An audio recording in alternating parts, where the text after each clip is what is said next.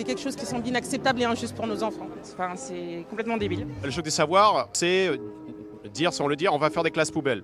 Mais la réforme du choc des savoirs, concrètement, qu'est-ce que ça veut dire? Comment les groupes vont s'organiser, dans quelle classe ou pour quelle matière? On vous explique. C'est lorsqu'il était ministre de l'Éducation nationale que Gabriel Attal avait présenté cette réforme. Aujourd'hui, j'assume de porter une ambition très forte pour l'école sans aucun tabou. Ce que nous allons mettre en place, ce doit être un véritable électrochoc. Un électrochoc pour remettre l'exigence à tous les étages, avec des groupes de niveau, au collège, en français et en mathématiques. Mais le projet est loin de faire l'unanimité. Enseignants, chefs d'établissement et parents d'élèves manifestent depuis plusieurs semaines contre cette mesure. C'est juste une erreur en fait. C'est pas avec des groupes de niveau que le niveau des élèves va s'améliorer, bien au contraire. Vous allez mettre quoi? Tous les élèves qui n'arrivent pas à se concentrer, tous les élèves qui pour une raison ou pour une autre ne sont pas très forts à l'école pendant une année ou deux de leur scolarité dans la même classe. La dernière réforme en cours, celle appelée choc des savoirs, qui est tout simplement la fin de l'école publique et de l'égalité républicaine au sein de l'école publique. Avec derrière cette idée qu'il y a des enfants qui méritent d'avoir une meilleure formation que d'autres. Pour nous, c'est pas acceptable. On refuse de devenir des agents du tri social. Et après, on peut se poser la question aussi au niveau social, de séparer les élèves comme ça. Ma fille, elle stresse déjà pour savoir dans quel niveau elle va être. Elle a peur d'être stigmatisée en tant que nulle. Et ces groupes de niveau, pour nous, c'est encore plus, nous enfermer dans des boîtes, en fait. Enfermer nos enfants dans des boîtes. On a l'impression que ils ne pourront jamais rattraper les bons.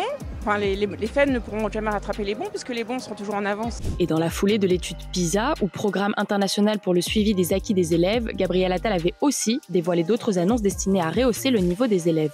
Notamment la création de nouveaux programmes de la maternelle au CE2. En mathématiques, le but sera d'anticiper par exemple l'apprentissage des fractions et de nombres décimaux dès la classe de CE1. Aussi, le brevet sera réformé pour renforcer son exigence et son obtention conditionnera l'accès direct au lycée. Les élèves qui ne l'obtiendront pas devront rejoindre une classe prépa-lycée. C'est un tri social et validiste des élèves. Et pourquoi est-ce qu'on dit que c'est un tri social? Parce qu'aujourd'hui, avec le choc des savoirs, le brevet il va trier aussi l'entrée au lycée pro comme au lycée général. Gabriel Attal a aussi décidé de changer les règles du redoublement.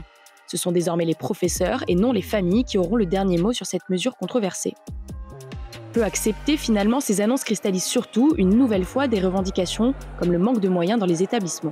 Parce qu'on est dans une poursuite des politiques publiques. Le manque de moyens et le manque de salaire, on le ressent énormément. Et je vais vous prendre l'exemple de là où moi j'enseigne, dans le 93. On estime qu'à cause du manque de remplaçants, nos élèves y perdent jusqu'à 1 an de cours sur toute leur scolarité.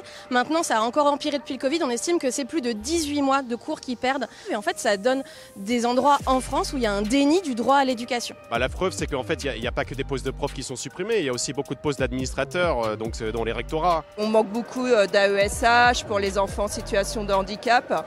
Des CPE, des infirmières, des assistantes sociales, parce qu'on a des établissements où il n'y a pas d'infirmières, où il n'y a pas d'assistante sociale, donc il n'y a pas d'accompagnement des élèves. Ce qu'on veut, c'est des conditions dignes d'apprentissage pour toutes et tous. Des revendications qui ne semblent pas être entendues. Aujourd'hui, nous sommes dans une fin de non-recevoir. Quelle que soit la communication qu'on met en place, il y a toujours fin de non-recevoir. On ne répond même pas la plupart du temps. Non, on ne se sent absolument pas soutenu, ni compris d'ailleurs. On a l'impression d'être méprisé plutôt, voilà.